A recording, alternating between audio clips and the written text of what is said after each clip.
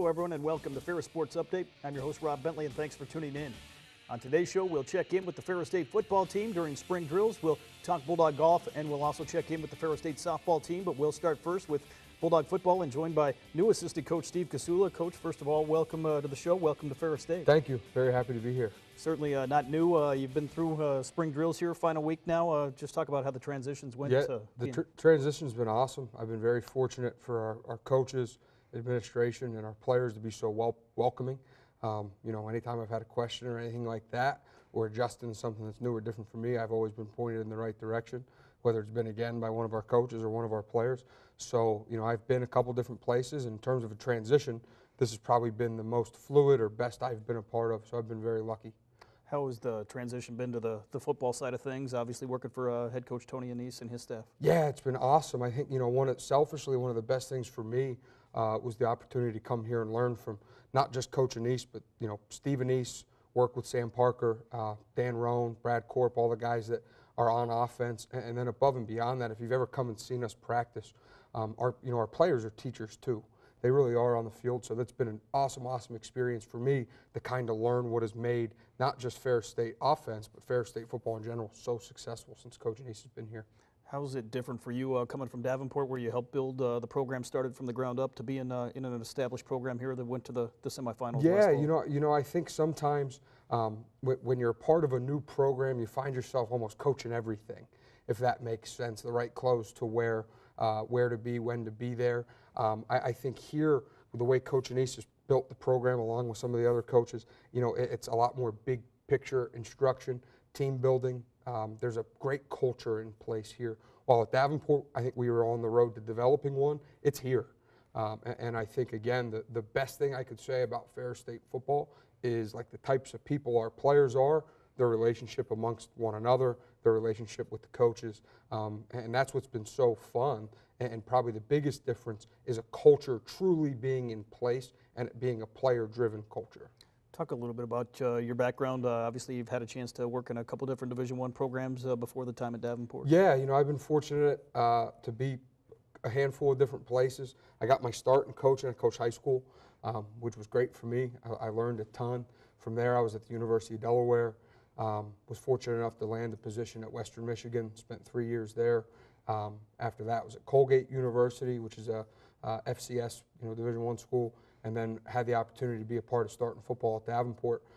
So, you know, I'm from the East Coast originally, but I feel like kind of Michigan and West Michigan's my second home, definitely for me and my wife. So it's been a great opportunity to stay and remain here in this part of the country. Had a chance here over the past few weeks to work with the offensive side of things yes. here at Ferris State during the spring. Talk about how the springs went so far in terms of getting ready for the spring game. Yeah, I think if we've learned one thing this spring about our offense, we've got outstanding depth. Particularly on the offensive line. We've had quite a few guys that are out for injuries and stuff like that, so we've had a ton that have been able to continue to develop and practice, which has been outstanding. And then I think across all positions, if I had to say one word about us right now on offense, it'd be depth. We're fortunate to have the way our practice is structured and the way Coach Anise has built his program, where you're forced to take reps, you're forced to learn, you're forced to develop.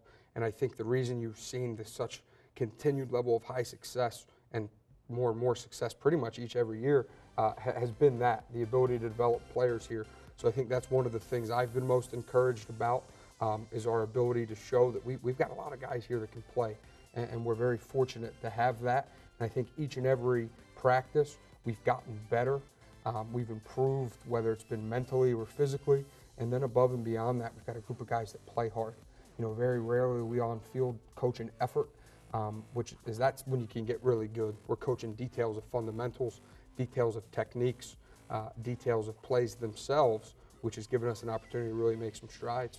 Obviously, when you were at Davenport, a program that was transitioning into the GLIAC starting this fall, talk about what you know about the GLIAC, the strength of competition in this conference. Yeah, well, I think, you know, being at Western Michigan for 3 years and living in the greater West Michigan area, and then being at Davenport for the better part of 3 years, we always kind of had an idea of what league we were going to be in, but didn't know for certain. So I've garnered great appreciation for the GLIAC conference. At Davenport, we had the opportunity to play versus Tiffin, and we're able to see some GLIAC teams in crossover in preparation for that game. And then just living here, again, having the opportunity to be, definitely be a fan of this program with my connection with Lou Esposito and coming to watch these guys play and practice over the past couple of years. I mean, I think unequivocally it's the best Division II football conference in the country. I feel very comfortable saying that. It's outstanding players, outstanding coaches, great universities that care about athletics. And I think often that is what kind of puts a conference to the forefront of a national scene, is when you've got good coaches, good players, and good resources, support at the university level, it's going to be darn good football, and I believe that's what we have. Crimson and Gold spring game this Saturday at 1 o'clock, Top Taggart Field. Talk about what you hope to see out of the offensive side here going into the spring. Yeah, we play clean. No unforced errors, big plays, protect the ball. I think we've done a pretty darn good job of that all spring, not shooting ourselves in the foot. And, ultimately, this is, for these guys, this isn't a chore. This is an opportunity for them to celebrate what they've done over the past prior 4 to 5 weeks. So guys, to be loose and have some fun, getting to go play the game they love. And I'm confident that that's what will happen on Saturday. But yeah, those things, no unforced errors, big plays, having fun, loving what we're doing. Certainly, following the spring game, you get ready for fall camp starting in August. What takes place between now and the start of fall camp? Kind of what we'll do is we'll sit back the week after the spring game and kind of evaluate what went on in the spring at both, a broad sense, side of ball, offense, defense, and special teams, but also the individual level, each player.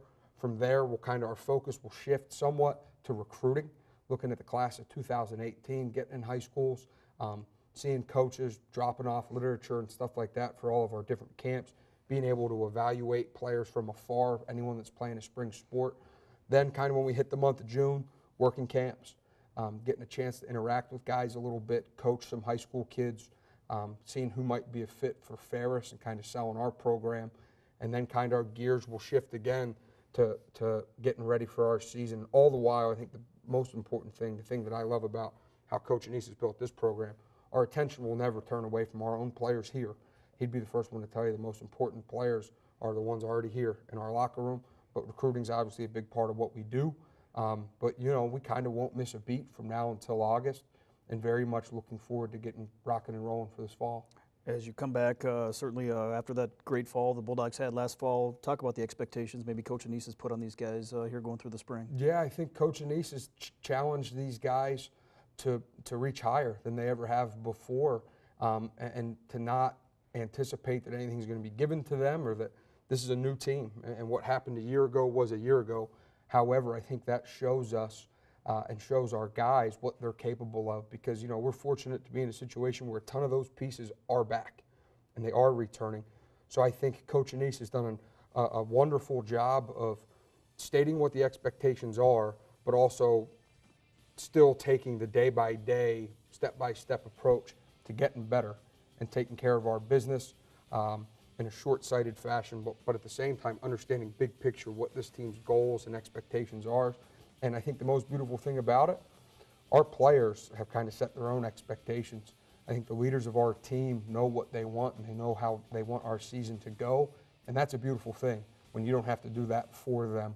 And I think that's one of the things that's been most exciting for me, is to be around kind of a veteran group with some really just good young people that are great players, that kind of know what's right and know what they want and have an idea of how to get there. I think it's one thing that's been so great for me to be around.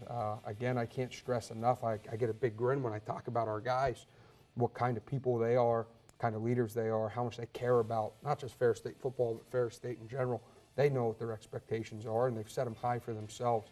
And that's when, I think really special things can happen. Well, Coach, thanks for being with us today. Looking Absolutely. forward to the spring game this Saturday. Me too. We'll be back Thank you so much. We'll be back with more right after this.